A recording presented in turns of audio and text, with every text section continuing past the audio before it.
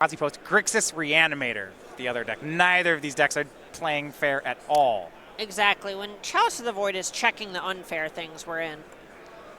Ancient Tomb, turn 1 here for Allie on the draw, but will it be enough? Is this an Entomb from Plummer? There is no way it is enough. No, that's a bad sign. Not good. Danger.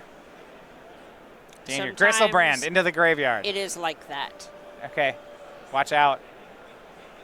At least when you play an Ancient Tomb deck and this happens, you don't walk away thinking you punted.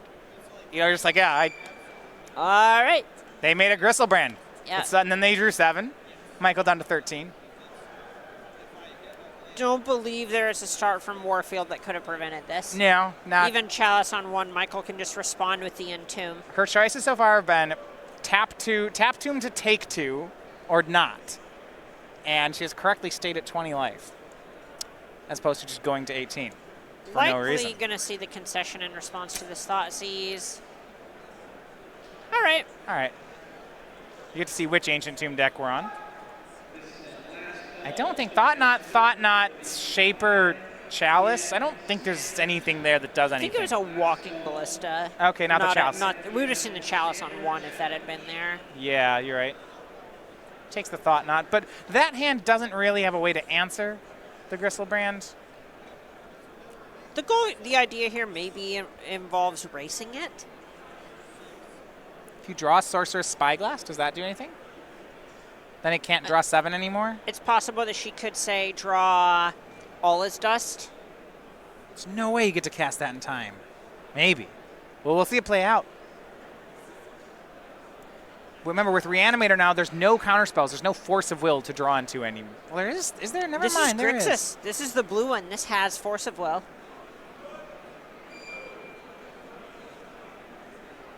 Days, the whole 9 of free permission.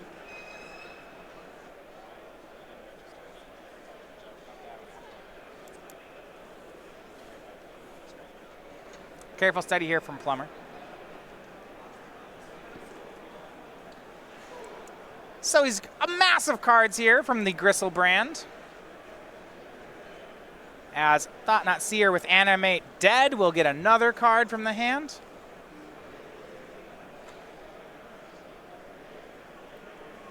And at this point, it's just it's just already it's a rough. matter of time. Well, he makes Eye of Ugin, so she can cast one of those Thought-Knots that's still left. Is there still one, or are they all gone now? There should be one, if memory serves. All right. Matter Reshaper. Chalice of the Void. She's down to 9. So I don't necessarily love the Chalice of the Void here, but if Plummer had attacked with Thought-Knot Seer, there was a window where Allie can block with the Matter Reshaper, put a land into play, rip All Is Dust, have another 2-mana land, and get to cast All Is Dust. Yeah, because she's at 2, she can't do it, right, because of the Ancient Tomb? Exactly. Now there's a little bit of an issue there. Also, wait, All Is Dust also doesn't kill the Thought-Knot Seer. No, it kills the Animate Dead. It kills the Animate Dead. All right, we're good. And at 2, Allie does pick up the cards, not able to come back. Do it there. She did play to, she had kind of a very slim out, and she did play to it correctly. Exactly. Though part of this matchup is you hope that doesn't happen, and when it does, you hope you went first. And okay, good news. Allie does, for her, she does have some ways to adapt here after the board. Exactly. She has Ensnaring Bridge and Leyline of the Void, and 4 those copies. are all things that are just going to give her something to actually interact with what Michael is doing in the early phases of the game. So I have a question here. So intriguingly, what Grixis Reanimator does is post-board, they bring in Show and Tell, or sometimes through the breach, but this is going to be Show and Tell in Michael's situation, because to combat Graveyard Hate. Do you still do that against Eldrazi? Because that can backfire. So it ends up being a situation where you have to consider even if you put in, say, Allison put in, let's say she just puts in an Ulamog. Worst case scenario, puts in Ulamog. That is what you could see coming from this Eldrazi deck. Do you think the thing you put in can race this Ulamog? And if the answer to that is yes, then maybe it's fine to bring in. If you do not think that you can race an Ulamog, it's going to be a lot sketchier. Yeah, I mean, if the card Michael put in is a Tidespout Tyrant, absolutely. Gristlebrand, maybe. The other one's probably not. Iona, comically bad here. That one's coming out. That one's probably going to see any card at all. Yeah. I will name colorless. You cannot do that. I will. It literally, it does nothing against any of her cards. It stops Leyline of the Void. We could end up No, it seeing doesn't. Void Winnower coming in. Turns off anything even, such as Ulamog. Yeah, I can't even. Literally, cannot even. Leyline of the Void from Allie. She's on the player for game 2. Both players keeping on 7. Starts on Cloud Post. And let's take a look at the rest of the hand. Looks like a Throne of Amethyst has come into play out of the sideboard. Other than that, though, she's got Endbringer and a bunch of mana, but it is Cloud Post, Glimmer Post, so a bunch of mana. Right, and Plummer's basically just taking the Thorn of Amethyst here with it doing a sort of time walk impression. Yeah. I mean, Allie has a turn 3 Endbringer. We'll see if Michael can combat that. Not yet. Plays land and Lotus Petal. Allie copies the posts again, plays Endbringer. And a Brainstorm from Michael. Are we going to see the new Ulamog coming from Warfield next turn? I love the simplicity of this deck. It's 3, 6, 9 mana. All right, Force of Will counters the Endbringer. Pitching Is It Charm. But Allie has 1,000 mana. Pithing Needle is the play.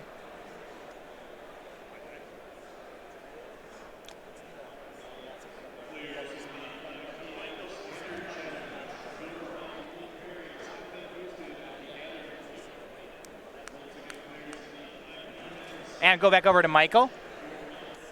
And a Caracas from Al Warfield. And Pithing Needle on Eye of Ugin right now. Allie doesn't have one yet. I still think that's the right name here. I mean, like what, we're at Walking Ballista, Eye of Ugin is kind of the options. Yeah, there's just not a whole lot really that you could be naming at this point, but you do want to make sure and check in case you're afraid of something like Ratchet Bomb, maybe Relic of Progenitus might be on his radar. I suppose Caracas would is have a worked, nice and one. that was the one in play. Right now, Allie has tons of mana, but no player has much going on. It's going to be careful study from Michael. And it discards 2. He has boarded in Show and Tell. You see one of those put into the graveyard, and another one from the hand. He'll put Gristlebrand into play, and Allie does have an Eye of Ugin, but cannot use it because of that Pithing Needle, and now Michael draws 7. That Eye of Ugin would have been able to grab Ulamog, the Ceaseless Hunger. Another Pithing Needle.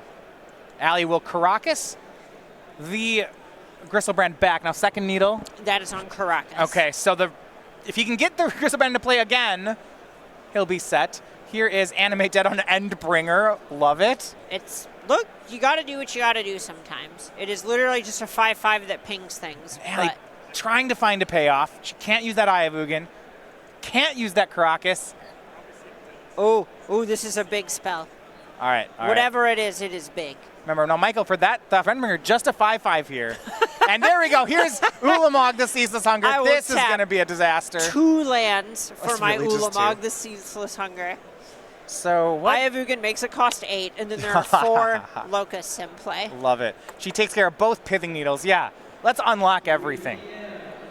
You know what? I would love to activate my Eye of Yeah. Ugin. Thank you for asking. Michael Force wills it, but I got news. Eldrazi plays more than one of that card. And we're going to go see her get another one. Oh, yeah. She is just going to get an enormous spell every turn for the rest of the game. Even if Michael Show and Tells a Gristlebrand into play, in response to the Show and Tell, she can Eye of Ugin up something to get. She's like, yeah, on the stack, I'll go get this Ulamog. Show and Tell resolves. All right, you can have it. Is it Charm from Michael? He's drawing 2 and discarding 2. I don't know where he's going with it, though. It's not great. Says go. Here's Eye of Ugin. Likely looking for something to the effect of Tidespout Tyrant. That would play really well here. You could just chain, like, say you Show and Tell it in and then cast 3 cantrips and just bounce the Cloud Posts. All of a sudden, Allie has a hard time activating and casting Ulamog. Thought Not Seer from Allie and Michael will pick up cards. We're headed to game 3. Now, I was actually wondering there with the amount of mana Allie had. Do you think, I believe she had 14 mana with Michael at 7, but she got Ulamog. Has she boarded out Walking Ballista, or is Ulamog just the safer play anyway? Ulamog's a little bit safer when you know Plummer is on Force of Wills in your deck. Okay. So that's actually just a kind of fine play when you're at 20 life. you're not under a ton of pressure at that point. Yeah, So that's true. you could just lose an entire turn, and Plummer's way more likely to end up doing something preposterous when he has all of his resources available to him. So if Ulamog's probably good enough anyway, but the fail rate is higher, so to speak, or the situation where this card fails is better for you, it's okay to lean into that.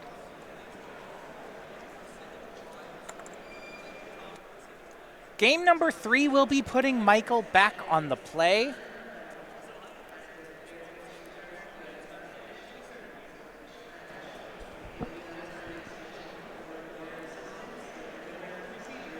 And see if Michael can get things set up. He was unable to remove Chalice of the Void last game, and he's going to have to fight through it again. Here's Chalice of the Void from Warfield. All right. Second time in a row. This is the recipe for the post deck to win this matchup. But how about this? Just starts on Wastes. Not a great land here. Normally it seems to start on Cloud Post. Really anything else? That is the, let me do the math. Worst land in the deck. Okay. Yeah. Does that mean she kept a one-lander? It's possible, or she is like City of Traders. Okay. And wanted to lead on something else first. I guess maybe Vesuva's.